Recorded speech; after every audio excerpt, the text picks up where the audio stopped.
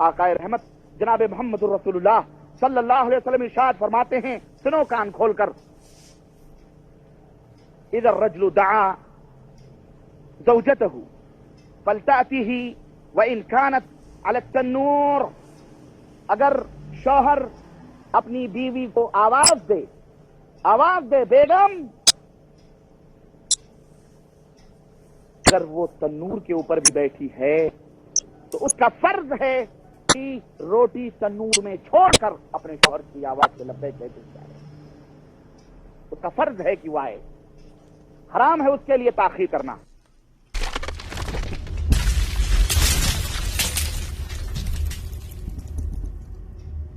अस्सलामु अलैकुम वरहमतुल्लाहि वबरकातुहू। अल्हम्दुलिल्लाहि रब्बिल आलमीन वस्सलातु वस्सलामु अला अशरफिल अंबिया वल मुरसलीन नबियना मुहम्मद व अला आलिहि व सहबिहि अजमईन, अम्मा बअद। अऊज़ु बिल्लाहि मिनश शैतानिर रजीम, बिस्मिल्लाहिर रहमानिर रहीम। क़ाल अल्लाहु तबारक व तआला फ़ी क़ुरआनिल मजीद, या अय्युहल्लज़ीना आमनू इन जाअकुम फ़ासिकुम बिनबइन फ़तबय्यनु अन तुसीबू क़ौमन बिजहालतिन फ़तुस्बिहू अला मा फ़अलतुम नादिमीन। वक़ाल नबी सल्लल्लाहु अलैहि वसल्लम, मन कज़ब अलैय मुतअम्मिदन फ़लियतबव्वअ मक़अदहु मिनन नार। रब्बि इश्रह ली सदरी व यस्सिर ली अमरी वहलुल उक़दतम मिन लिसानी यफ़क़हू क़ौली रब्बि ज़िदनी इल्मा। मेरे अज़ीज़ दोस्तों और भाइयों और मेरी इस्लामी ख़वातीनो हज़रात, जैसा कि आपने वीडियो के अंदर सुना है शेख मिराज रब्बानी साहब की ज़ुबानी, मैं उस हदीस की तहकीक तखरीज आपके सामने रखने की कोशिश कर रहा हूँ। अल्लाह तबारक व तआला से दुआ है कि अल्लाह तबारक व तआला अपने हक बात और सच बात कहने की तौफीक अता फरमाए, और जो हमसे लफ्ज़ी तौर पर कहने में खताएं हों अल्लाह तबारक व तआला उसको माफ़ फरमाए, आमीन या रब्बल आलमीन। देखिए, अल्लाह तबारक व तआला ने हर ईमान वाले औरत हों या मर्द हों उनको हुक्म दिया है कि जब उनके पास कोई फासिक खबर लेकर आए तो वो उसकी छानबीन कर लें, उसकी तहकीक कर लें। छानबीन करने का, तहकीक करने का अल्लाह तबारक व तआला ने हर ईमान वाले को यह हुक्म दिया है, जैसा कि सूरह हुजरात आयत नंबर 6 के अंदर अल्लाह का फरमान मौजूद है। इसी तरह से आप सल्लल्लाहु अलैहि वसल्लम की तरफ जानबूझ करके झूठी बात मंसूब करना, ऐसे लोगों के लिए वार्निंग आप सल्लल्लाहु अलैहि वसल्लम ने दी है, जैसा कि सहीह बुखारी में हदीस नंबर 109, 110 वगैरह में मौजूद है। तो आज अक्सर व बेशतर जो मौलवी हजरात हैं वो इस तरह की रवायतें क्यों बयान कर रहे हैं? तहकीक न करने की बिना पर। और अगर वो तहकीक करते तो उनके सामने सच आ जाता, लेकिन सुस्ती और काहिली की बिना पर इस तरह से ज़ईफ रवायतें, मौजू रवायतें लोगों में धड़ल्ले के साथ बयान कर रहे हैं। बहरहाल हम अल्लाह से यही दुआ करते हैं कि अल्लाह तबारक व तआला इन लोगों को तहकीक करने की तौफीक अता फरमाए, आमीन या रब्बल आलमीन।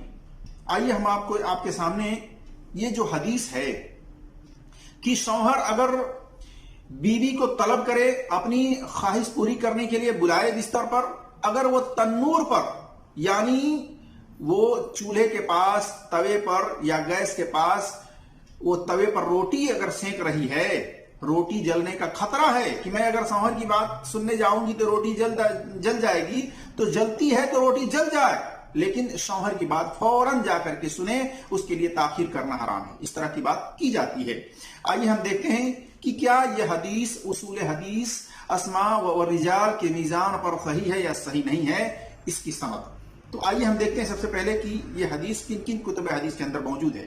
तो यह हदीस अबी तलक बिन अली रज़ियल्लाहु ताला अन्हु से है।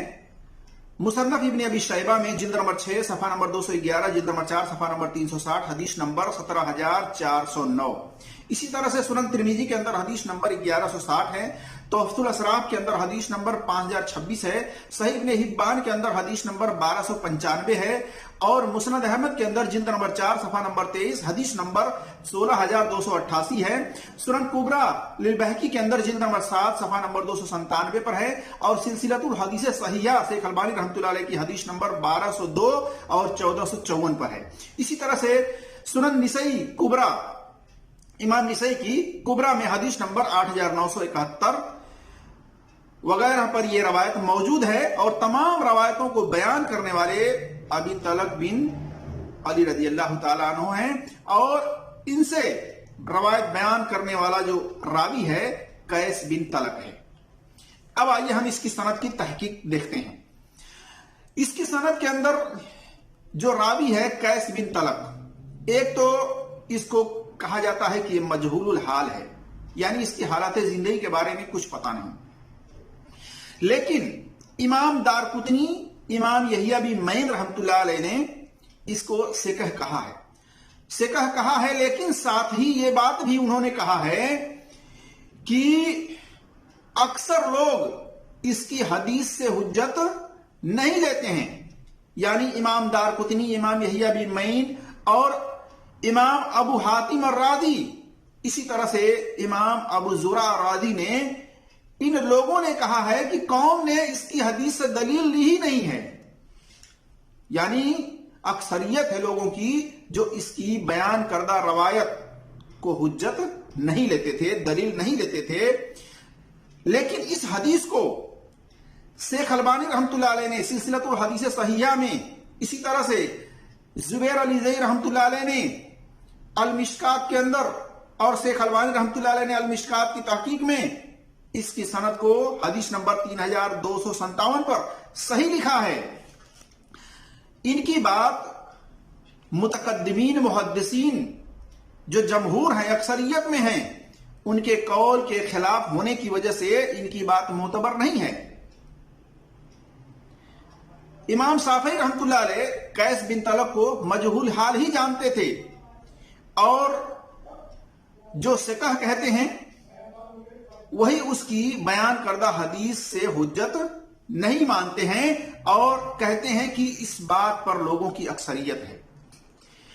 اسی طرح سے مزید حوالہ دیکھیے، البہقی سنن الکبیر کے اندر جلد نمبر 1 صفحہ نمبر 135، ابن الجوزی نے اس روایت کو ضعیف لکھا ہے الزوفا والمتروکین میں، اور امام دارقطنی نے بھی ضعیف کہا ہے قیس بن طلق کو اور اس کی روایت کو۔ اسی طرح سے حافظ ذہبی کی کتاب المیزان کے اندر بھی آپ دیکھ سکتے ہیں، جلد نمبر 5 صفحہ نمبر 480 481، اور تہذیب التہذیب جلد نمبر 8 صفحہ نمبر 398، تہذیب الکمال جلد نمبر 2 صفحہ نمبر 1136، اور خلاصۃ التہذیب جلد نمبر 2 صفحہ نمبر 357، تقریب التہذیب جلد نمبر 2 صفحہ نمبر 129، القاسف جلد نمبر 2 صفحہ نمبر 405، تاریخ الکبیر امام بخاری رحمۃ اللہ علیہ کی جلد نمبر 7 صفحہ نمبر 151، الجرح و تعدیل لابن ابی حاتم کی جلد نمبر 7 صفحہ نمبر 568، الشکات امام ابن حبان کی جلد نمبر 5 صفحہ نمبر 313، تاریخ الشکات امام اجلی کی جلد نمبر 93، اس کے اندر آپ 393 پر دیکھ سکتے ہیں۔ خلاصہ کلام یہ ہے کہ یہ حدیث اپنے تمام سند و ترک کے ساتھ ضعیف ہے، کمزور ہے، صحیح نہیں ہے، اور قیس بن طلق کی توثیق، اس کو ثقہ کہنے والے صرف 2 امام ہیں، امام ابن حبان اور امام الاجلی، اور ان کی بات معتبر نہیں ہے۔ کیوں؟ کیونکہ یہ دونوں محدثین جو ہیں متساہلین محدثین میں سے ہیں، اور ان کے مقابلے میں متقدمین محدثین کی اکثریت ہے جو قیس بن طلق کو ضعیف مانتے ہیں، اس کی بیان کردہ روایت کو حجت اور دلیل نہیں مانتے ہیں۔ اور حافظ ذہبی نے لکھا ہے المیزان میں جلد نمبر 5 صفحہ نمبر 480 481 کے اندر نمبر ہے 6922 4452 پر کہ اس پر انہوں نے لکھا ہے کہ اس کو ضعیف کہا ہے، کس نے؟ امام احمد نے، اور یحییٰ بن معین رحمۃ اللہ علیہ، اور ابو حاتم الرازی، ابو زرع الرازی نے کہا ہے کہ اکثریت ہے کہ لوگ اس کی بیان کردہ روایت سے حجت نہیں لیتے تھے، اور قوم اس سے حجت نہیں سمجھتی تھی۔ اور اسی طرح سے ابن القطان نے کہا اس کی خبر نہ حسن ہے اور نہ صحیح ہے۔ پتا چلا کہ متقدمین محدثین جو 300 سال ہجری سے پہلے والے ہیں اور کچھ بعد والے، انہوں نے اس روایت کو جو کہ راوی قیس بن طلق بیان کرنے والا ہے، اس کو وہ لوگ حجت نہیں سمجھتے تھے، بلکہ اکثریت لوگوں کی انہوں نے نقل کی ہے کہ لوگوں کی اکثریت ہے جو کہ اس کی بیان کردہ حدیث سے دلیل نہیں لیتے تھے۔ تو میرا جس دوستوں اور بھائیوں یہ کہنا کہ شوہر جو ہے اپنے بستر پر اپنی خواہش پوری کرنے کے لیے بیوی کو طلب کرے، بیوی کو بلائے، وہ روٹی پکا رہی ہو توے پر، اور یہ مشقت والی بات ہے، ظاہر سی بات ہے کہ یہ کیسے ہو سکتا ہے کہ ایک جو ہے کھانا جو کہ جس کو آپ صلی اللہ علیہ وسلم نے بہترین غذا بہترین کھانا قرار دیا ہے روٹی کو، اس کو چھوڑ کر کے توے پر جلتا ہے تو جل جائے اور شوہر کی بات کو فوراً مانے. یہ بات درست نہیں ہے، کیونکہ یہ دلیل ہی صحیح نہیں ہے. عورت کو بات ماننی ہے، جائز بات ماننی ہے، اس کو تکلیف دے کر کے کوئی بات نہیں منوانی ہے. شوہر کو بھی چاہیے کہ عورت کی تکلیف کو سمجھے، اس کے سچویشن کو سمجھے، وہ اس کے مطابق وہ اس کو بلائے. اسی طرح سے میں یہ بھی بتانا چاہوں گا کہ عورت اپنے شوہر کی جائز بات ماننے سے انکار کرے تو اس پر فرشتوں کی لعنت ہے، جیسا کہ صحیح بخاری میں حدیث نمبر 5193، صحیح مسلم میں حدیث نمبر 122. اور نبی صلی اللہ علیہ وسلم نے فرمایا جب مرد یعنی اس کا شوہر بلائے اپنی بیوی کو اپنے بستر پر،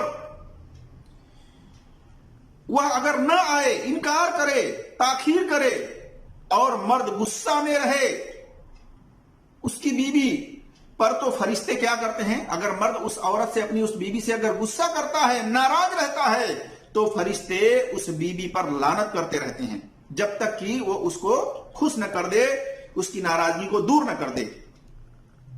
یعنی رات کا معاملہ ہے تو صبح تک فرشتے لعنت کرتے ہیں جب تک کہ وہ بیوی اپنے شوہر کو خوش نہ کر دے.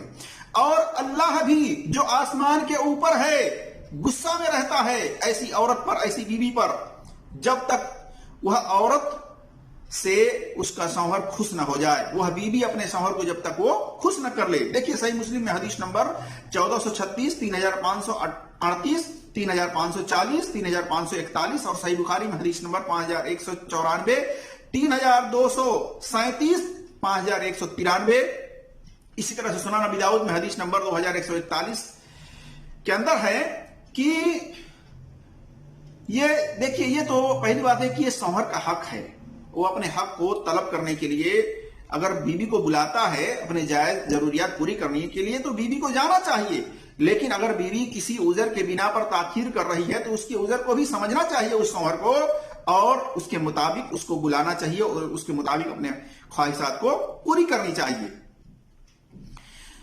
لیکن صحت طبیعت تندرست رہنے کے باوجود اگر وہ بیوی تاخیر کرتی ہے تو وہ گنہگار ہوگی. اور ایسی عورت پر فرشتے لعنت کرتے ہیں، یہاں تک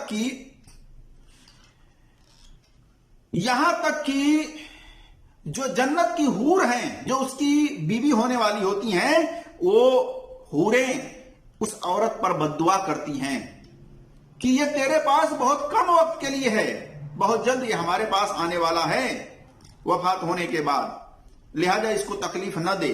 تو جنت کی حوروں میں سے جو اس کی بیوی ہونے والی رہتی ہے، ایسی عورت کے لیے وہ بددعائیں کرتی رہتی ہیں جب تک کہ وہ اپنے شوہر کو خوش نہ کر دے، راضی نہ کر دے.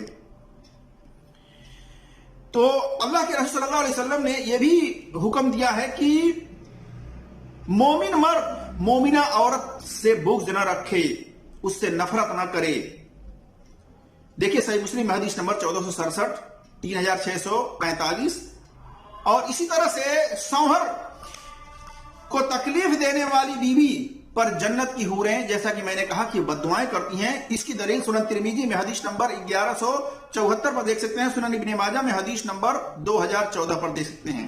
تو میرے عزیز دوستوں اور بھائیوں اور میری اسلامی خواتین و حضرات، یہ بات جان لیں کہ بیوی کا جس طرح سے حق شوہر پر ہے اسی طرح سے شوہر کا حق بیوی پر بھی ہے. دونوں کو ایک دوسرے کا خیال رکھنا چاہیے اور دونوں کو ایک دوسرے سے اس طرح کی باتیں کرنی چاہیے جس سے دونوں کے اندر کوئی تفرقہ نہ ہو، کوئی نفرت بازی نہ ہو. اللہ تبارک و تعالیٰ سے دعا ہے کہ اللہ تبارک و تعالیٰ ہم تمام مسلمانوں کو تحقیق کرنے کی توفیق عطا فرمائے، اور میاں بیوی اگر ہیں تو ایک دوسرے کے حق کو ادا کرنے کی توفیق عطا فرمائے. آمین یا رب العالمین. السلام علیکم ورحمۃ اللہ وبرکاتہ.